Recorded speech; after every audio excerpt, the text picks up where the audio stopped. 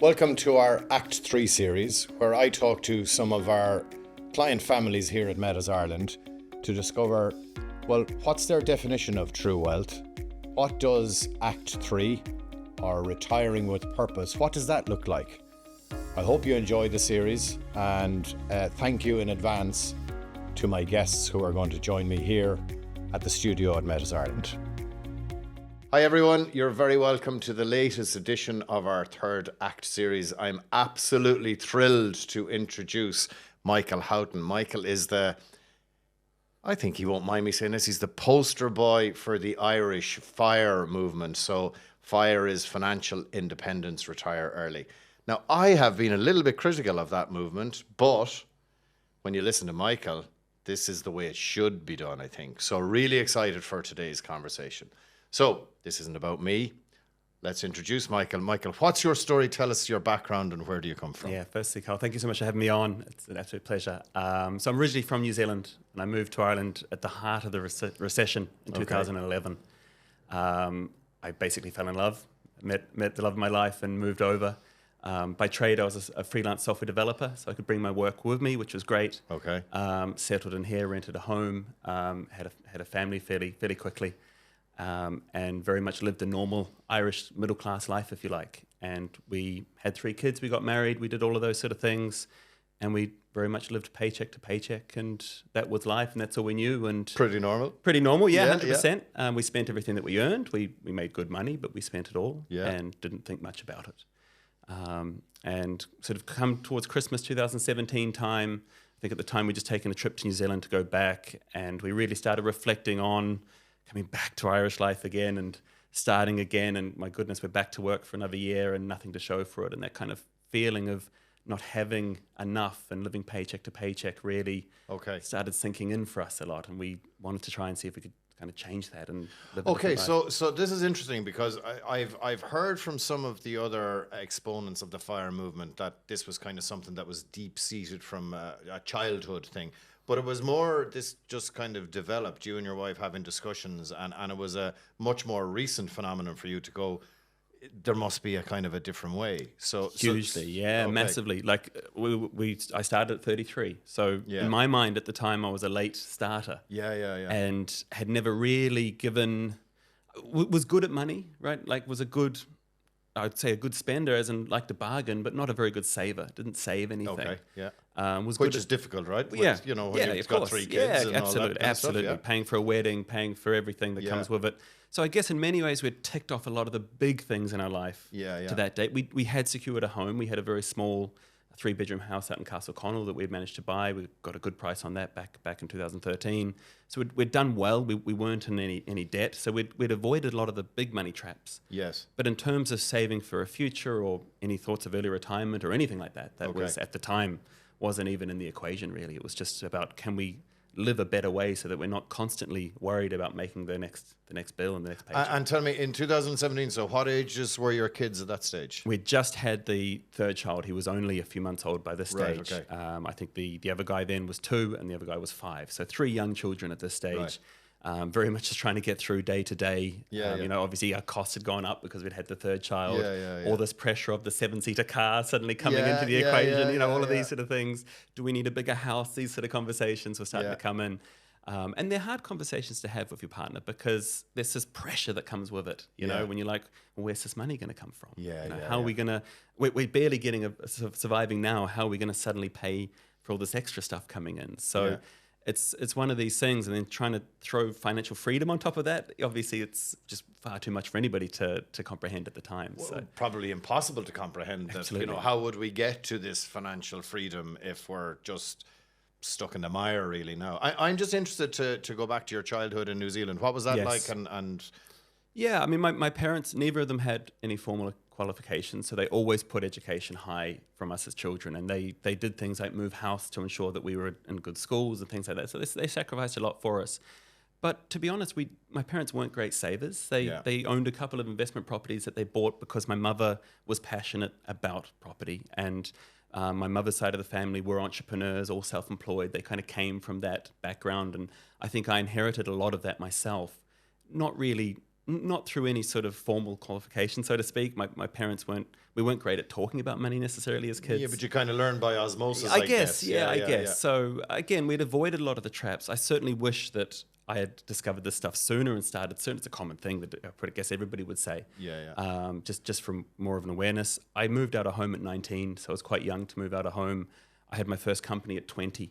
Okay, a couple of other guys similar age to myself. We started what is now in New Zealand, one of New Zealand's largest online computer stores. At the time was a web consultancy / IT business from a couple of 20-year-olds.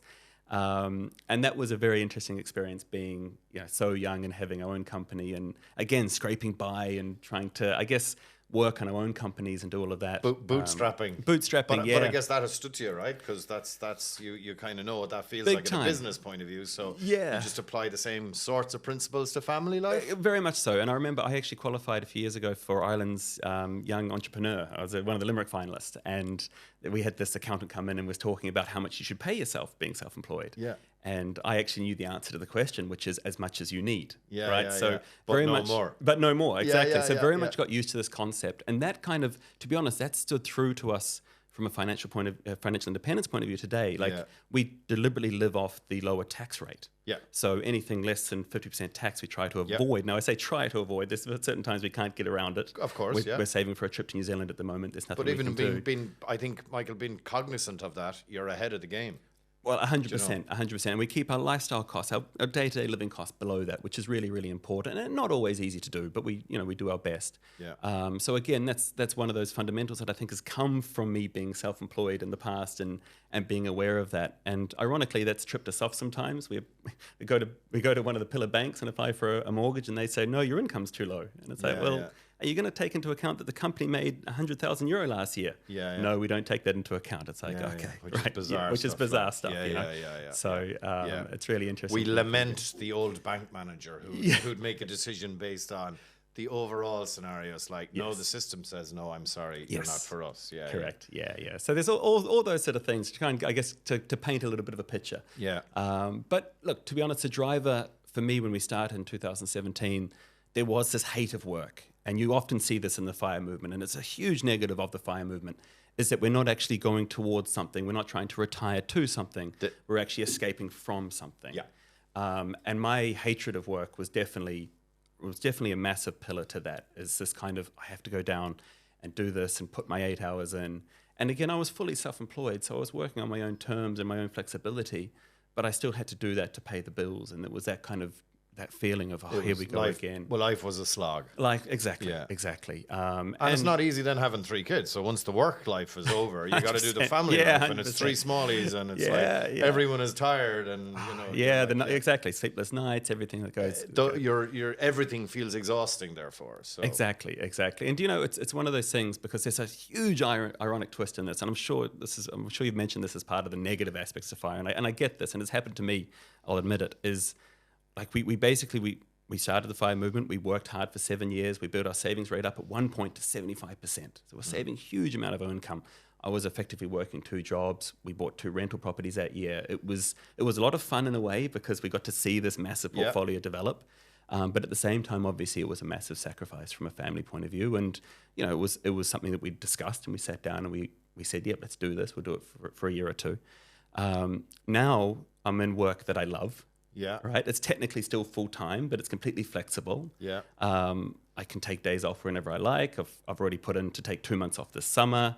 I can work around my own schedule. So I've actually found through FIRE, or just through as I get older in my career, this great lifestyle balance that I have, without necessarily needing to have built the portfolio up in the first place.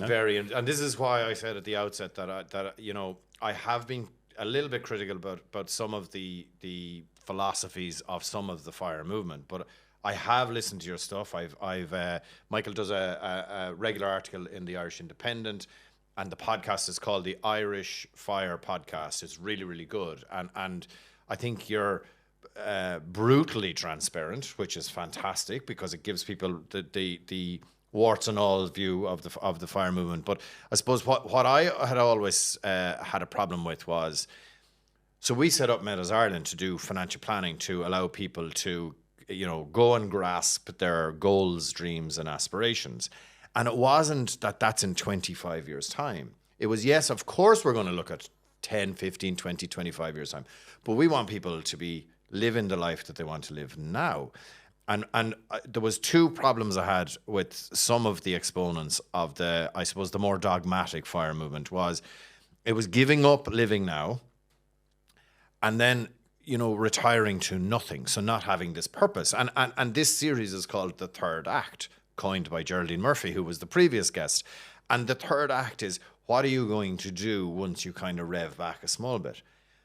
You've answered that beautifully, right, in explaining what you're doing, because you're not saying we're not going to live our lives now. You and your family are doing the stuff that you want to do, but also you're now saying, I'm doing the work that I love doing. So is that a fair assessment? Yeah. And I guess to counter some of the argument to fire movement, because I completely agree with you, firstly, by the way, it's 100% criticism of the fire movement. With awareness of that, though, comes power. And I'll give you an example. So in 2019, we started 2018, we built our savings rate from nothing. I got a job promotion, or at least a project promotion in 2018, got a new client in that came with a pay rise. So with that and reducing our expenses, we immediately boosted our savings rate to around 30, 40% that year. Right. And that was great. By the end of the year, we'd boosted up further to around 50%. So 2019 came along and we'd been doing that thing that we talked about earlier, 3 kids, working, all of that kind of stuff. I actually went part-time in 2019. Okay. So I consciously said, we're actually going to put the fire thing a little bit on ice, right? Knowing that it's going to still save a little bit, but not as much as we could, to work part-time. And that's when I did the beautiful things like setting up the hockey clubs, started coaching hockey in school, started to be able to give back to the community, because suddenly I had all this passion and time and energy to do it, which is great. I had daytime naps with my, at the time, 2-year-old. He still, for many, many years, he would still go down with me only and just myself, not the mother, because that's what he got used to at that time. So for an 18-month period, I got to have that time with him, and it's paid dividends today. So again, sometimes fire is about awareness. I think you talked about it earlier. And knowing that, hang on, I don't need to be on this rat race wheel all the time. Let's see what this can give us now. This is inspirational stuff. Like this, so this is not what I have been critical about. You know, this is about financial independence first and foremost, and then allowing you to chase your dreams, chase your passions. But also like kind of tailor it for where your life is. Right? So I had young children then. It didn't make sense for me to miss that time. When in 2022, when I started working the extra contracts, I had an Irish contract. By this stage, COVID had happened and freelancing was out. Day contracts came in, and it was a game changer for me. Instead of billing by the hour, I was now being paid by the day. And instead of chasing every single hour, I could now sit in a meeting and be paid what I used to get paid by an hour just for sitting in a meeting. It was game-changing for me. Bring on the meetings. Yeah, exactly. So I suddenly had all this energy because I was no longer chasing each and every hour. I was extremely good at freelancing and chasing every billable, but it was also exhausting. So suddenly I could take a bigger picture at work, and that was wonderful. So I had this energy, and our kids had got to a stage where they were starting to do things like go down to sleep themselves. Right. So the nighttime routine had changed. And my wife is an early riser, and she goes to bed early. I'm the opposite. I tend to get up later and work later. So we made a decision for me to take a second job for a US client. Stupidly well paid, because rates at IT rates in 2022 were stupidly high. And that's what enabled us to get to that 75% savings rate. But it was 100% a family decision. And even though I was more tired, in terms of my family life, if you ask my wife what was that like in 2022, she'd say, sure, it was fine. Didn't really notice it. Because she was in bed, the kids were in bed, I was working maybe 8 to 12 at the night time to do the extra hours, Monday to Friday. And so from a family point of view, it wasn't really that. There was very little no impact. Everybody was going down to bed at 8 o'clock anyway. And how were you? Were you okay through that? I was burnt out. I got burnt out. Naturally, of course. You know, there were days that were fine and there were other days that were bad. I remember the weekends just being a bit like a zombie. So there was 100% an element towards the end of autopilot. And had you decided to do this for a period of time? Or So we did it Limerick property prices at the time, I felt, being from New Zealand, were somewhat reasonable. I have a joke with my parents. We bought a 3-bedroom house out in Kapamore for $150,000 in 2022. Neglected rental. It needed a little bit of work. But I called up my parents, my mum, who was a real estate agent by the end of her career, and said, hey, look, I've just bought a 3-bedroom house here in County Limerick, 20 minutes from the city. I got it for 150,000 euros. She says immediately, she says, I don't want to know how much you paid for that. I don't want to know how much I don't want to know what your deposit was. I want to know how much you paid for the house. Yeah. So in her mind, 150,000 euros was a deposit, right? New Zealand property is a lot more expensive than here. So we kind of saw an opportunity at that point to buy some properties. And we did. We secured, I think, 3 within an 18-month period. And that kind of set us up nicely then. And we kind of leaned back then. So we were very much motivated by that goal. And we would focus on saving for that. So very much focused work. And once we hit that goal, we peeled back then, you know, and took the foot off the accelerator. Very good. In terms of, I guess this is an interesting question for you, because I suppose you had the realization in 2017, but now you're, what age are you now? Do you mind me? 40, right? Now, yeah. So 40-year-old you, what, I'm bearing in mind 20-year-old you set up the business with the other couple of guys, right? What advice would 40-year-old you tell that 20-year-old self? Yeah, even then, like looking back, there were so many opportunities in my 20s to at least put something away. At least, you know, and I had friends that were talking about stocks and shares and property and everything, to at least put something away. And we just didn't. We spent it all. And there was an argument to say, yes, we were building a business and growing a business. Yeah.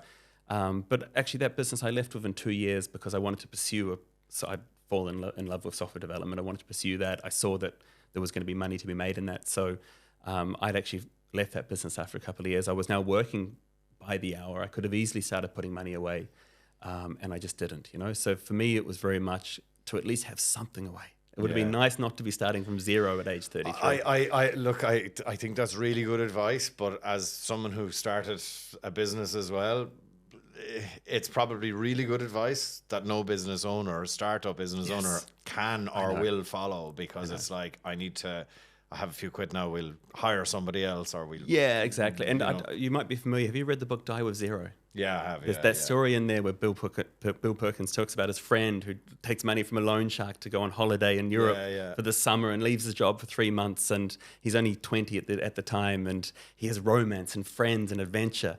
And Bill Perkins is like, whoa, what are you doing? And he waits 10 more years to take that trip. And by the time he makes that trip, he doesn't want to stay in hostels. He's not interested in romance. All of the joy of traveling in your 20s is gone. So there's 100%. And look, I was lucky enough to find the love of my life in my 20s. To travel the world, to do so many wonderful things that, frankly, I couldn't do now at 40, you know? So there's 100% that I... 100%. 100%. Very good.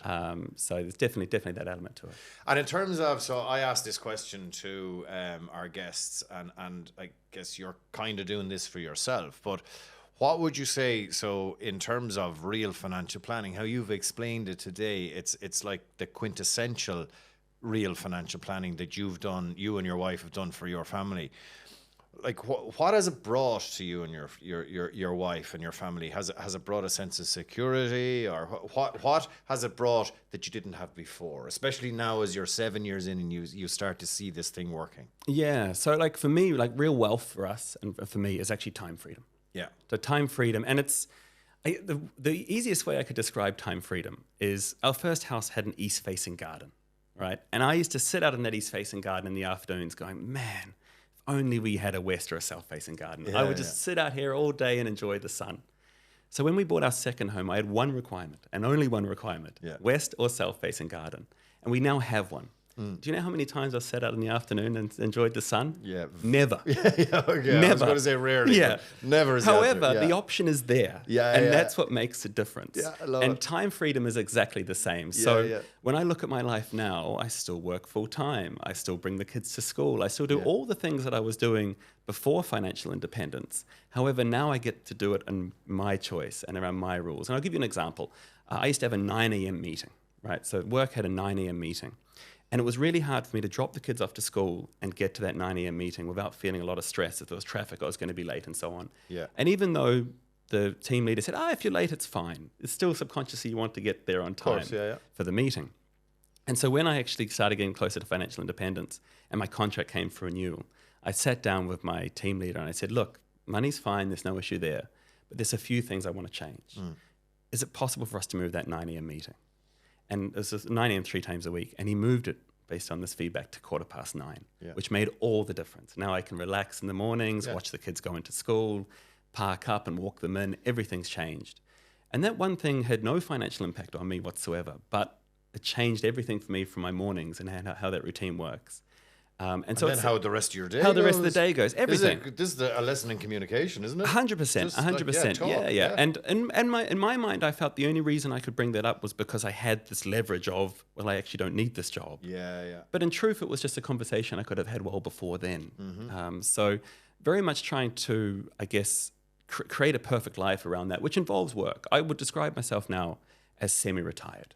I don't have to go to work. We have enough money in theory to get by for the rest of our lives on a minimal sort of lifestyle, nothing too flashy. But of course, we all want the odd nice thing. We all want the odd nice trip away and things like that. So it makes sense to keep working when work is fun. And my favorite day of the week now is a Monday. I love Mondays. I have hockey on the weekends, very, very busy. Yeah. Get to a Monday work. Mondays now feel like a weekend to me. Okay, very that's much, amazing. You know, That's brilliant. I love great, that. You know? And yeah, so tell me, you mentioned like you kind of can work to your own cadence, right? You can do your own thing.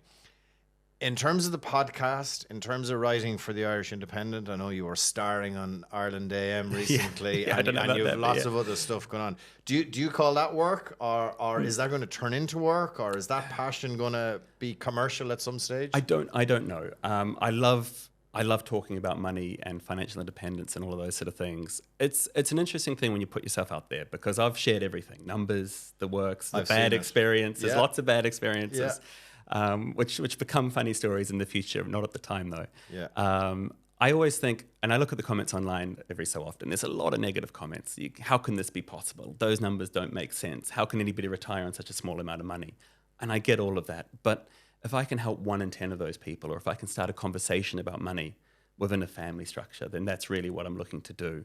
The podcast itself makes no money. I did recently just get a new sponsor, so I'm delighted to have a new sponsor. Happy days. Happy days. Who's the sponsor? Let's give them a shout out. It's Kenco Insurance. Right. So they're actually an insurance company that I actually use myself. Brilliant. So, Brilliant. Well done, but those guys. I believe it or not. And but again, that covers the costs. That's all. It only covers the costs. The Irish Independent, that does pay me, which is great. And I wasn't even looking for payment, but they said they have to pay us. They have to pay me. That's part of the deal. Absolutely, they do. Yeah. But again, as my wife says, it's probably just enough money to go to Penny's a couple of times a year and have a bit of fun in Penny's, she says. So again, it's not going to make or break it. Yeah, but I think if you keep telling your story as personally, as transparently as you are, I think people will engage with you. And I think, you know, there's not this dogmatic, it's fire or nothing. You're so balanced about it. And I love that about you. And I really do mean that. And I would say consistency is your key. If you keep being consistent with the podcast, with the articles, I think there's commercial activities will come out of this. And isn't that wouldn't that be amazing? Yeah, you could make, supplement your income from this. Yeah, and you know, it's interesting because obviously the podcast started out as this fire podcast and this fire movement. And I've noticed even in the last 6 months, once I kind of hit the number, that obviously I didn't just jump into early retirement, right? And so for me, it's become more about a personal finance thing, more of a money story. Yeah. The fire thing has been great, and it's been a huge motivator for me to get through to the movement, and to start and to do all of that. But long term, I'm definitely seeing more of a balanced approach now. Yeah. And I think there's conversations that can be had at home just around, you know, if you can save 100 euros a week, if you can reduce your expenses 100 euros a week, that's 5,000 euros a year. Yeah. You know, so it is significant. Or even, hang on, why are we on this top tax rate? How much are we actually taking home from that Friday that we work? Because by the time that we've paid 50% tax on that, we're not taking that much home work. Should we cut down to 4 days a week to get our time, 50% more weekend the moment you make that decision? So there's various things that can be just thought about, I think, with money that I think I would like to keep spreading. And I think that's the point. My story was extreme. 7 years was fast, you know, looking back. And I never thought it was going to be that quick at the time. But ultimately now I think there's kind of stories that come from that, which I think I'd like to keep sharing. And tell me, you are very open about what you're invested in and all that kind of stuff, and it's predominantly buy-to-let properties at the moment. Is that I'd have a slightly different view than you would, and we'll agree to disagree on that. But is that something that you will continue on that path, or Will you diversify a little bit, or what are your thoughts on that? Definitely. Look, being a landlord is hard, right? Yeah. I have 4 investment properties. I just had a ceiling fall down this week. I usually have a Saturday morning sleep in. It's my one day a week I get to sleep in. Yeah. And at 7:30 I had a phone call to say a ceiling's fallen down, and I was up and out. So, it's things like that when I think property's been a great wealth builder for us. Yeah. And we've been very lucky to have come into a Limerick property market that has been booming and has arguably gone too quick, right, in the last number of years. At the time, we wanted to secure property for our children. We felt like if we had some leverage in property, that our children would have options. And that argument has become less and less significant for us the more that we talk to people like yourselves and Ronan here, where he says, well, hang on, you've got enough money there between a pension and property that you don't need to worry so much about something that's going to happen, that may happen in 20 years. Yeah. When I look at my family, we grew up in Auckland in New Zealand. None of us are in Auckland now. Not even my parents are in Auckland. All my sister's in London. I'm here. My other sister's in the South Island. Okay. So if my parents had the same philosophy as I had, buying Auckland property, they'd be stuck with it now with none of us needing it. So it was very much about having that bigger picture. I also look at property prices these days. I don't see, like, we were somewhat lucky that we timed it well, and we got lucky from that point of view. If I was starting out today, I would probably put more in the pension initially. And once that pension pot got big enough, look to bridge that between the time I could access a pension and now. So let's say I'm 40 now. Let's say that I was planning on retiring at 45. Maybe put 75% in a pension, 25% outside a pension, just in index funds or something like that. To be clear, I haven't told Michael that he should say this, right? No, absolutely. Yeah. But look, this is a common question. I get the email all the time on the podcast. Look, I'm looking at property at the moment. I can't find deals that you found. Yeah. And it's like, well, I wouldn't find those deals today either. Yeah. I got lucky that I found some deals. When I was looking at buy-to-let property, it was all about rental yield. And I had rental yields there of 9-10%. They were great investments on paper. Not going to happen now. Not going to happen now, right? So my approach today would be different from what it was at the time, and that's life, that's investing, that's the whole timing of the market, Yeah. But I would approach it differently these days. Okay, so do you think investment funds, pension funds, that kind of stuff, that's going to form a bigger part of your portfolio going forward? Possibly, yeah. I mean, once some of these properties become liquidated, that's the question. Then is where does that money go? So 3 of those companies are owned within. So 3 of those properties are owned within my company. Okay. So I do have the option to eventually put into a pension. Yeah. We are hoping to sell one of those properties at the moment. We've actually the one that we own personally, we've offered to our tenant who hasn't accepted the offer yet. We're hoping he will.